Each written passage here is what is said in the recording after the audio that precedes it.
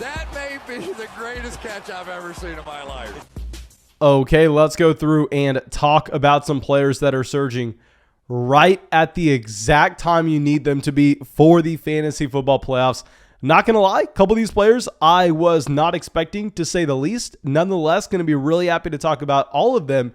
And please, of course, before we get into it, go down there, drop that like on the video, leave a comment to get entered in to win a free Fantasy Flock Network hat. The winners from the last video are Eduardo and Jay Joseph. Of course, send me that email, please, ASAP. And just thank you so much for everybody supporting the channel this season. We just passed 65,000 subscribers on the stream, which is unbelievable. And that couldn't be done without everything that y'all have done for this channel. So thank you so much. And also, I need to give a big thank you to the sponsor of this video, which is going to be Underdog Fantasy. Y'all know them, y'all love them, and we lost a lot of money with them last week. But over there on Underdog Fantasy, they have drafts you can get into if you want to get into a 2022 draft, if you want to get into a weekly draft, if you want to get into an NFL playoffs tournament draft. I mean, they have so many drafts you can look at. They also have player props. That's where I lost a decent amount of money. Nonetheless, when you go and sign up with promo code FLOCK, they'll match your first deposit dollar for dollar up to $100. You can find the link in the description of the video as well as in the comments section, and it's available in damn near every single state. That should be it. Let's go through. Let's dive into these players, and let's start it off with someone that wasn't hyper productive this past week, but the workload looked really nice. It's going to be AJ Dillon. Now, with AJ Dillon, y'all know we just came through and pretty much copied and pasted this same analysis over and over. I wish we could grab a clip from me in one of the live streams all week, but let's not do that. I'll just repeat it right here.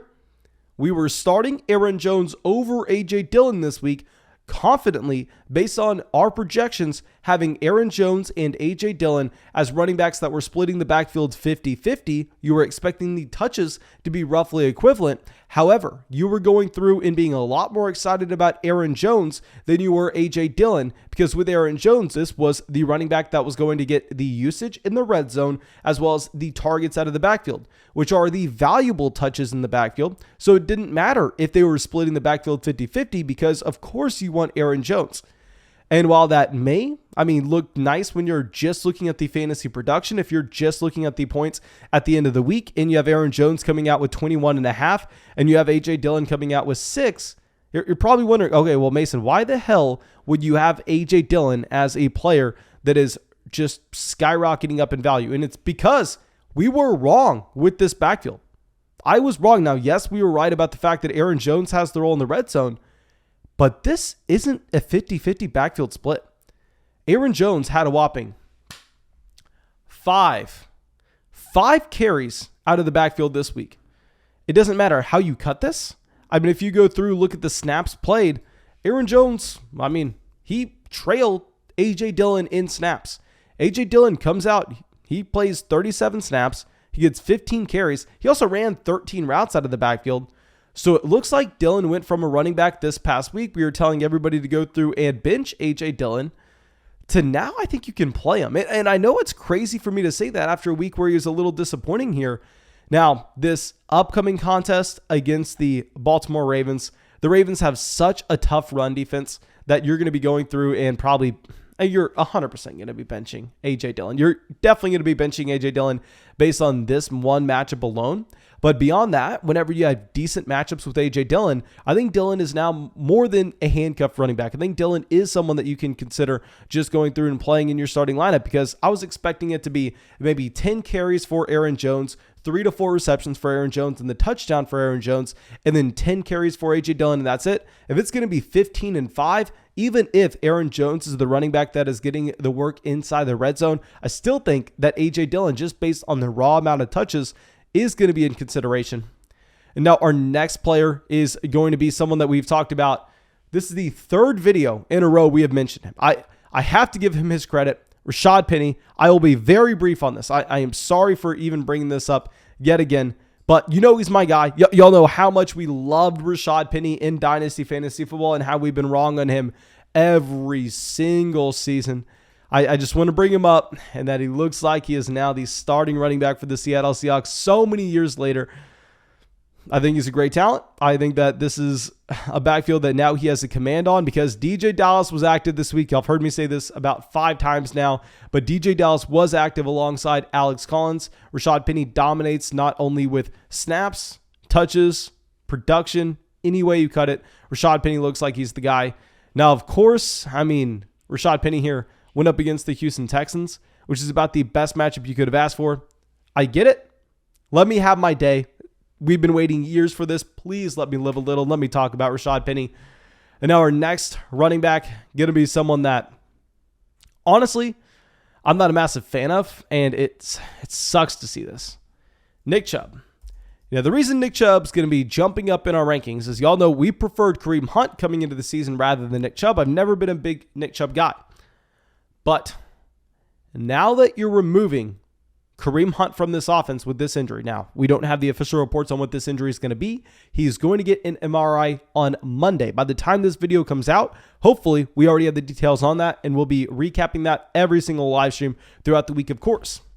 But nonetheless, with Nick Chubb, he goes from being a running back that's playing alongside Kareem Hunt, who we know with Kareem Hunt, he was stealing usage in the red zone. He was also having targets out of the backfield. He himself was getting the valuable touches in Cleveland, where now, yes, D'Ernest Johnson is not going to be just an afterthought. D'Ernest Johnson will be playing snaps here, but it should be about an 80 to 20% snap split between Nick Chubb and D'Ernest Johnson, where Johnson isn't going to play 1-for-1 with Kareem Hunt here.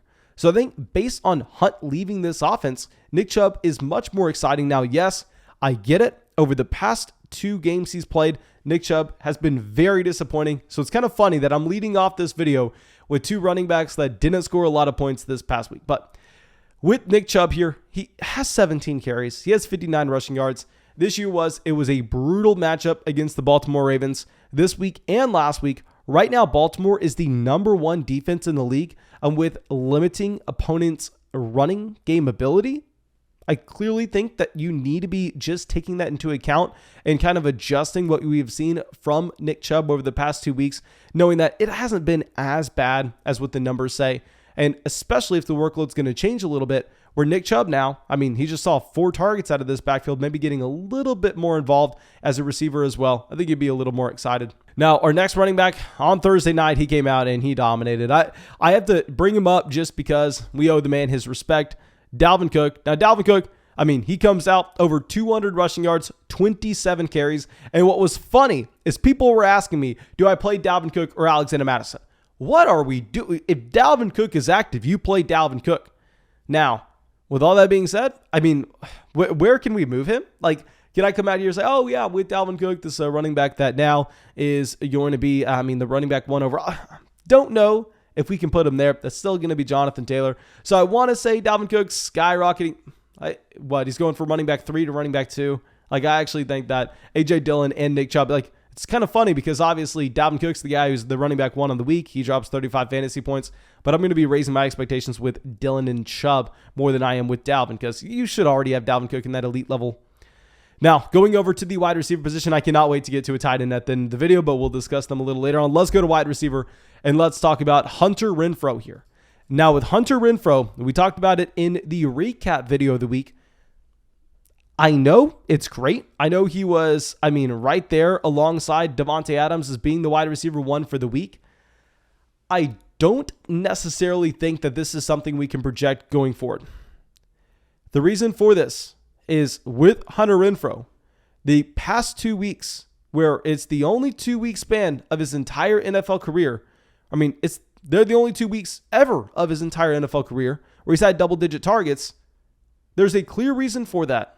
The clear reason is, no Darren Waller in this offense. So yes, Hunter Renfrow was a must-start wide receiver for us this week, as he was a must-start wide receiver for us last week, and he has looked fantastic. 14 targets, 13 receptions, 117 receiving yards, and the receiving touchdown as well.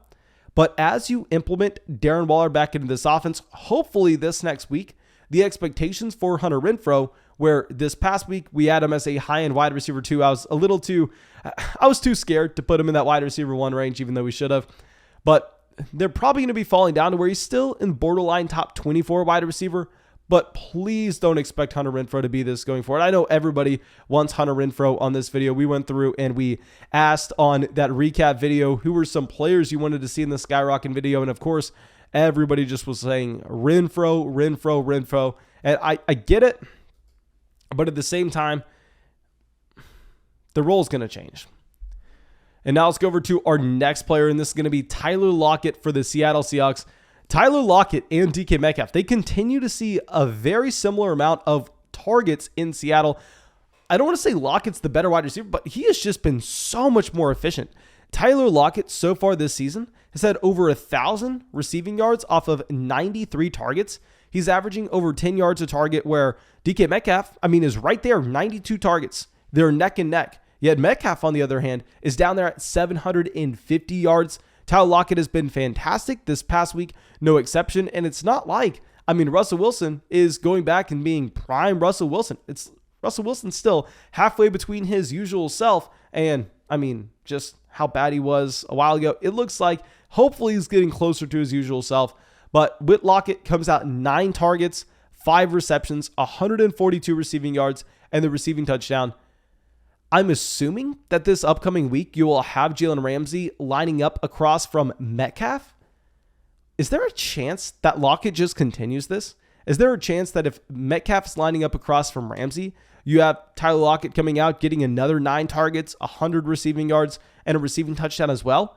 This is a wide receiver that now, you've seen 4 straight weeks with double-digit fantasy points. I don't think he probably did not do that at all in 2020. Yeah, going through, he was not able to string together a span of 4 games with double-digit fantasy points in 2020.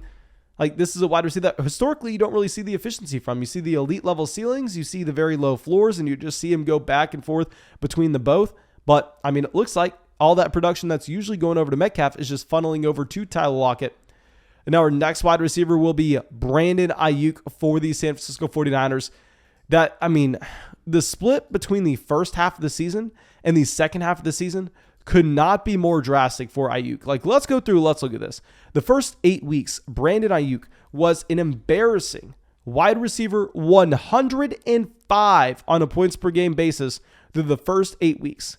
He was behind wide receivers like Chester Rogers, Nico Collins, Nick Westbrook, Danny Amendola, Freddie Swain, Braxton Berrios, Chris Moore, Jamal Agnew. Keep in mind, before Jamal Agnew was surging a little later on, Paris Campbell, Jalen Reagor, Alan Lazard, John Ross, horrendous. Now, if you're looking at since then, his role in this offense has completely changed.